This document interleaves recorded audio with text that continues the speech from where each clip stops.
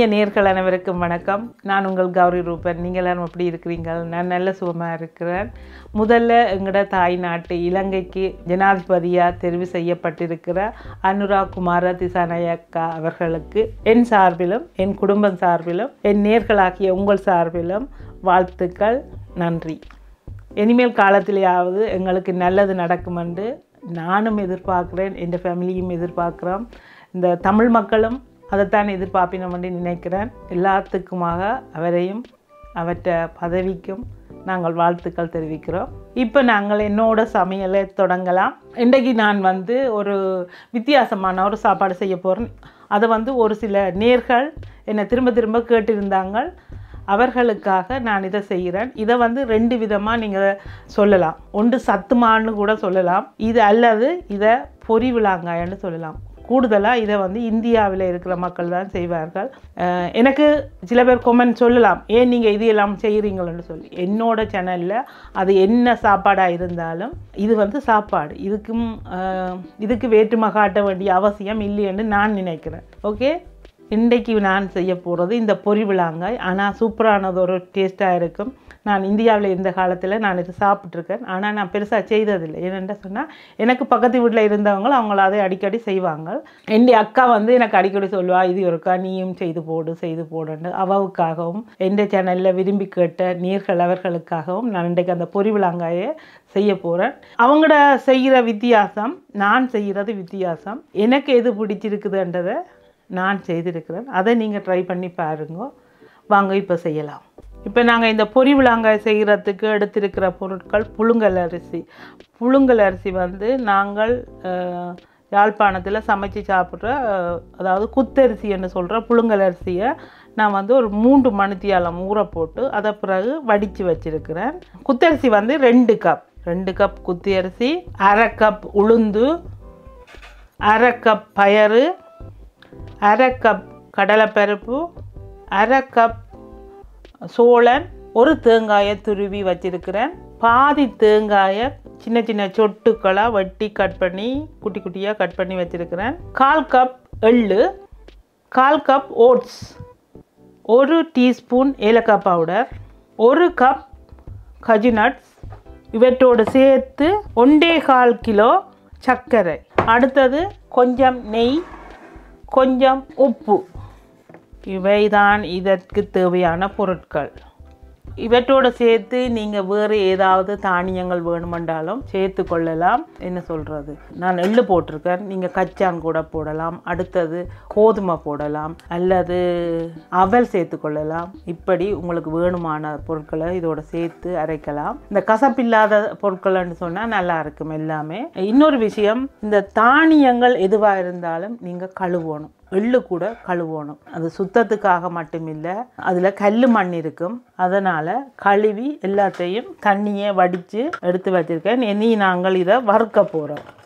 இப்போ நாங்கள் கழுவி வச்சிருந்த புழுங்கல் அரிசி அதை போட்டு நல்லா வறுக்கணும்.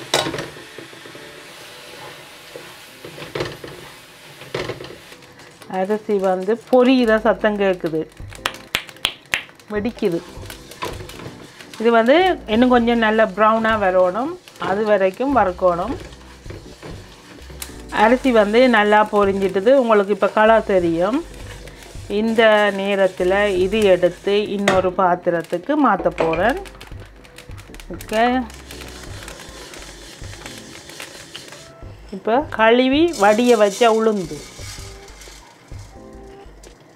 இது ஊற போடையில் கழுவிட்டு அப்படியே எடுத்து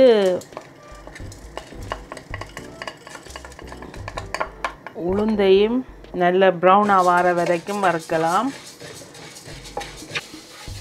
உளுந்து வறுபட்டுட்டது. இப்போ இந்த உளுந்து எடுத்து இந்த வறுத்த அரிசியோட சேர்க்கிறேன். வறுத்த உளுந்தை இந்த அரிசியோட சேர்க்கிறேன். பச்சை பயிறு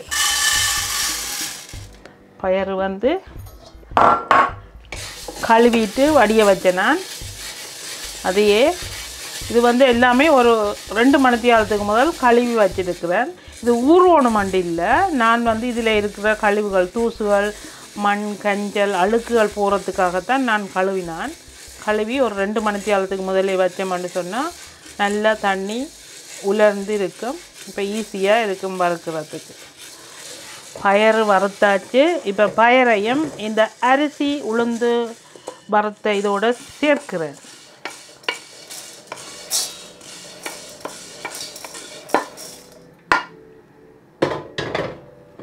அடுத்ததாய் கடலைப்பருப்பு எஸ், அதையும் போட்டு கைவிடாமல் இதெல்லாம் எப்படி வறுத்தமோ அதே மாதிரியே கடலைப்பருப்பையும் வறுத்து எடுக்கிறேன். கடலைப்பருப்பு வறுபட்டுட்டது. இப்போ இந்த கடலைப்பருப்பையும் இந்த அரிசி உளுந்து பயறு வறுத்தது அதோட இதையும் சேர்க்கிறேன். ஓகே, நல்ல பொன்னிறமாக வறுபட்டுட்டது. இதையும் இதோட சேர்க்கிறேன். எள்ளு வந்து நல்லா நெருப்பை குறைச்சி வச்சுருக்கணும், என்னென்னா கறி போயிடும் உடனே. எள்ளையும் ப்ரௌனாக வார வரைக்கும் வறுக்கலாம். எள்ளும் ப்ரௌனாக வந்துட்டது. இதுவே போதும், ரொம்ப கருக்காமல். எள்ளு குட்டி பிறகு கறி போயிடும். அடுத்தது சோளன் பொரிய போகுது. ஓகே, சோளன் வந்து வடிக்க தொடங்கிட்டது. நெருப்பை நல்லா குறைச்சி விட்டு அதை பொறுமையாக பொரிஞ்சு முடியட்டும். அதாவது சோளன் வெடித்து வரும். இப்போ நல்லா ஒட்டை குறைச்சிட்டு மூடியை போட்டு மூடி இருக்கிறேன். இப்போ வந்து சோளனும் பொரிஞ்சிட்டுது. ஓகே, இதை இதோட விட்டுமா ஸோ ஃபனி. எஸ், எல்லா சோளனும் நல்லா பொரிஞ்சு வந்துட்டுது. ஓட்ஸ் வந்து 1/4 கப் எடுத்துருக்கிறேன். இது வந்து கொஞ்சம் பவுடராக எடுத்து வச்சுருக்கிறேன். நெருப்பை குறைச்சி விட்டு வறுக்கணும். இதுக்கு வந்து நெருப்பு எரிக்க தேவையில்லை. நான் சோளம் வறுத்த சட்டியில் அதிலே அப்படியே போடுறேன். என்னென்னு சொன்னால் இது இப்போ கொஞ்சம் பவுடராக இருக்கிறதால டக்குண்டு கறி போயிடும். இப்போ இந்த ஓட்ஸும் வறுபட்டுட்டது. இதை நாங்கள் இந்த வறுத்த பொருட்களோடு சேர்க்கலாம். ஒரு மேசக்கரண்டி நெய் எடுத்து இதில் வந்து காஜு அண்ட் தேங்காயை வறுத்தெடுக்க போகிறேன். துண்டுகளாக கட் பண்ணின தேங்காய்,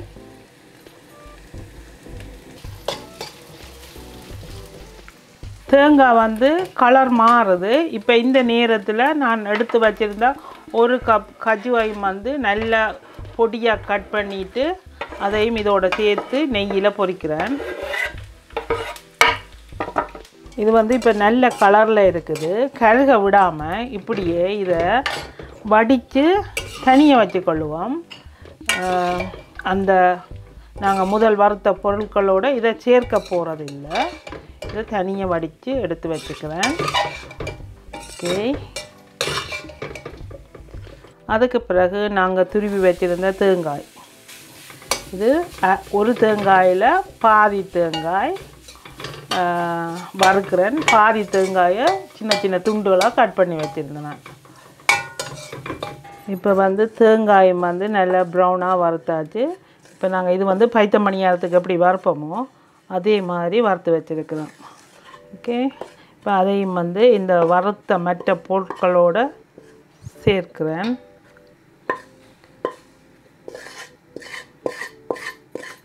வறுத்த பொருட்கள் எல்லாத்தையும் சோளன் ஓடுது. இந்த வறுத்த பொருட்கள் எல்லாத்தையும் மிக்ஸ் பண்ணி என்னோட மினி மில்லில் அரைக்க போகிறேன்.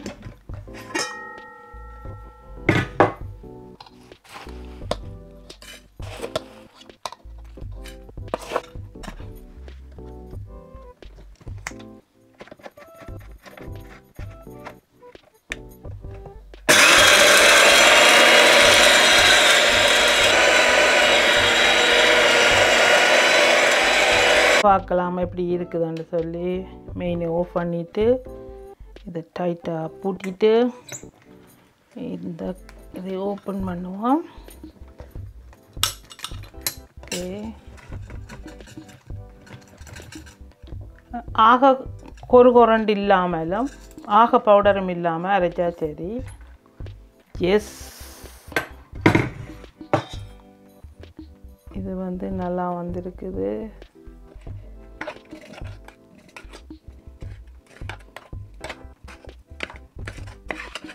இப்போ இந்த சத்து மாண்டும் இதை சொல்லலாம். அதாவது பொரி விளாங்காய் செய்கிறதுக்கு தேவையான இப்போ இந்த பொருட்கள் எல்லாத்தையும் வறுத்து அரைச்சி வச்சுருக்கிறேன். இதை நீங்கள் இப்படியே ஒரு பக்கெட்டில் போட்டு வச்சிங்களேன்னு சொன்னால் உங்களுக்கு தேவையான நேரம் எடுத்து நீங்கள் இதை நார்மலாக தேங்காய் சர்க்கரை சேர்த்து, இப்போ நான் தேங்காய் இதுக்கெல்லாம் போட்டு அரைச்ச தேங்காய் போட்டிருக்கிறேன். இப்படி தேங்காய் காஜுவும் பொரித்து வச்சுக்கேன், அந்த மாதிரியும் செய்யலாம். அல்லது தேங்காய் பூவை துருவிட்டு போட்டுட்டு சீனியை போட்டு குழச்சி சும்மா லைட்டாக பால் ஊற்றி உருண்டை பிடிச்சி கூட நீங்கள் இதை சாப்பிடலாம். இன்றைக்கி இதையே தான் நான் அந்த பொரி விளாங்க மாதிரி செய்ய போகிறேன். அதுக்கு சர்க்கரையை பாகு காய்ச்சி ஊற்றணும். இதுக்கு ஏலக்காய் சேர்க்கையில் நீங்கள் இதை ஸ்டோரேஜ் பண்ணி வைக்கிறதா இருந்தால் இதுக்கு ஏலக்காய் போடாமல் வைக்கணும். இப்போ நான் இதுக்குள்ளே சர்க்கரை பாகு காய்ச்சி ஊற்ற போகிறதால ஏலக்காயை சேர்க்கிறேன். ஏலக்காய் பவுடர் ஆக நிறைய போடாமல் கொஞ்சமாக போட்டுட்டு நல்லா மிக்ஸ் பண்ணி விடுவோம். போட்டு அரைக்கலாம். அந்த அரைச்சி வைக்கும்போது அந்த ஏலக்காய் பவுடரின் வாசம் குறைஞ்சி போயிடும். அதனால் உடனே வேணுமெண்டா சேர்த்து கொள்ளலாம். இல்லை உங்களுக்கு விருப்பம் இல்லை, இதை போட விருப்பம் இல்லை என்றாலும் போடாமலும் விடலாம். ஓகே, இந்த சர்க்கரைக்கு கொஞ்சம் தண்ணி சேர்க்கிறேன். இந்த சர்க்கரை எந்த அளவுக்கு நிற்கோ அதுக்கு மேலே கொஞ்சம் தண்ணி விடுறேன். ஏனென்று சொன்னால் சர்க்கரை கரைஞ்சி அதுக்குள்ளே கல் மண் இருக்கும். அதனால் கறியை வச்சு வடிச்செடுக்க போகிறேன். அதுக்காக கொஞ்சம் நிறையவே தண்ணி விடுறேன். அடுப்பை பற்ற வச்சு சர்க்கரை கரைஞ்சிட்டது. இப்போ நான் வடிக்க போகிறேன். அடுப்பை நிப்பாட்டிட்டு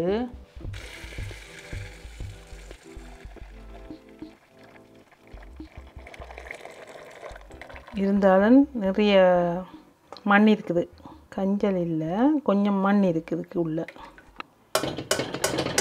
இப்போ நாங்கள் வடித்த சர்க்கரையை அடுப்பில் பாகு காய்ச்சறதுக்கு வச்சுருக்கிறேன்.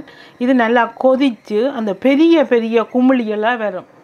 அந்த நேரம்தான் பாகு ரெடி ஆகுதுன்ட்டு ஓரளவுக்கு உங்களுக்கு தெரியும். அதுக்கு பிறகு நீங்கள் வேணுமென்று சொன்னால் தண்ணியோட டிஷ்ஷுக்கு வச்சுட்டு போட்டு பார்க்க நான் உங்களுக்கு காட்டுறேன். நாங்கள் பொரித்து வச்சுருந்த தேங்காய் காஜு அதை இதுக்குள்ளே போட்டு மிக்ஸ் பண்ண போகிறேன். இந்த நெய்யோட வலிச்சு போட்டு நல்லா மிக்ஸ் பண்ணி வச்சு கொள்ளுவோம் பாகு ஊற்றுறதுக்கு முதல். இப்போ இந்த தேங்காயையும் கஜுவையும் இந்த மாவோட சேர்த்து மிக்ஸ் பண்ணுறேன்.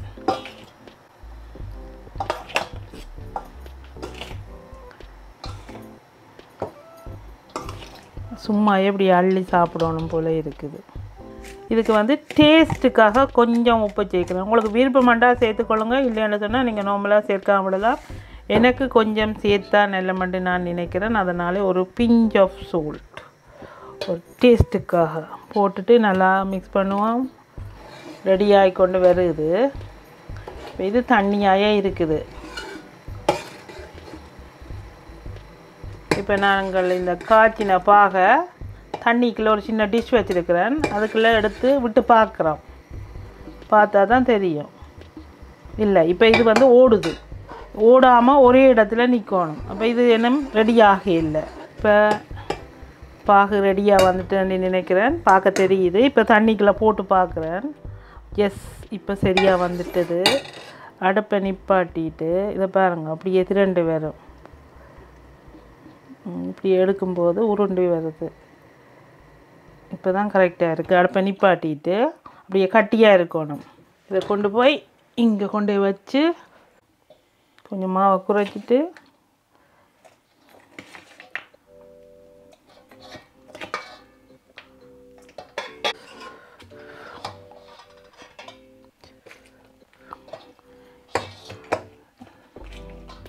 நல்லா மிக்ஸ் பண்ணிவிட்டு கொஞ்சம் கொஞ்சமாக மிக்ஸ் பண்ணி உருண்டையாக பிடிக்கணும். ஆனால் உடனே கையை வைக்கக்கூடாது, சுடும்.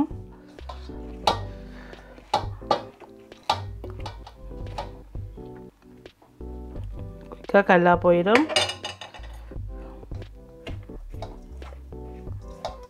சின்ன சின்ன உருண்டைகளாக பிடிக்க போகிறேன். இப்போ வந்து இதை சின்ன சின்ன உருண்டைகளாக பிடிக்கணும்.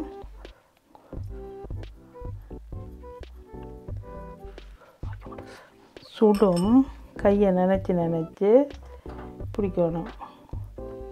இது உடனே கல்லாக போயிடும். இப்படி டைட்டாக பிடிச்சி வைக்கணும், உடனே உருகி போயிடும்.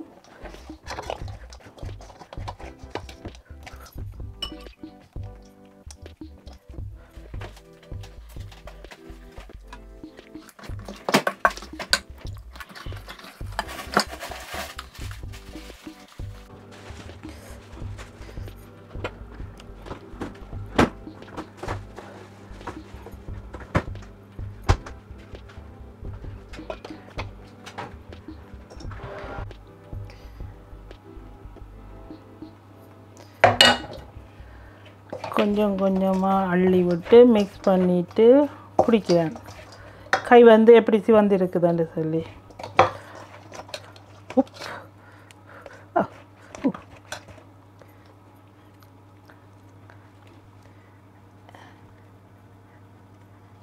S,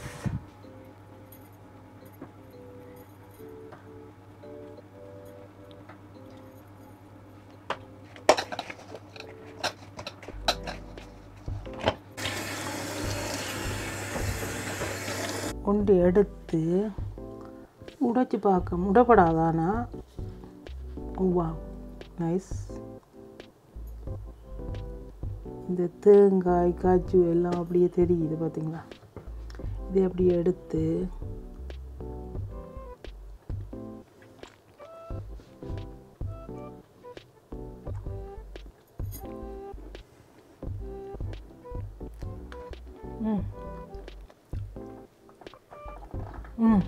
very nice, super. இந்த பொரி விளாங்காய் செய்கிறதுக்கு, அதாவது இந்த சத்துமா, இது சத்துமான்னு செய்யலாம். இந்த பொரி விளாங்காய் உருண்டைக்கான மாவுன்னு சொல்லலாம். இதை வந்து நீங்கள் நார்மல் மிக்சிலேயும் அரைச்சி கொள்ளலாம். நான் அரைச்ச மினி மில்லில் தான் செய்யணுமெண்டு இல்லை. நீங்கள் மிக்சியில் கொஞ்சம் கொஞ்சமாக போட்டு கூட இதை செய்து கொள்ளலாம். நீங்களும் ட்ரை பண்ணி பாருங்கள். கண்டிப்பாக ஒரு சூப்பரான ஒரு ஸ்வீட்டுன்னு சொல்கிறதா பலகாரம்னு சொல்கிறதா ஒரு ஹெல்த்தியானது, அது மட்டும் எனக்கு தெரியுது. நான் பிடிக்கவே நிறைய சாப்பிட்டேன். நீங்களும் கண்டிப்பாக ட்ரை பண்ணி பார்க்கணும். இதை வேணுமென்னு சொன்னால் நீங்கள் நார்மல் டைமில் கொஞ்சம் தேங்காய், சீனி கூடாதுன்றதுக்காண்டி தான் நான் நினைக்கிறேன் இதுக்கு சர்க்கரை சேர்க்கினா. நாங்கள் நார்மலாக நிறைய பேர் சீனி பாவிக்கிறாங்க. உங்களுக்கு விருப்பம்னு சொன்னால் நீங்கள் சீனியை பாவித்து கொள்ளுங்க. இத்துடன் இந்த வீடியோ முடித்துக்கொண்டு மீண்டும் நல்ல ஒரு வீடியோவில் நான் உங்களை சந்திக்கிறேன். நன்றி, வணக்கம்.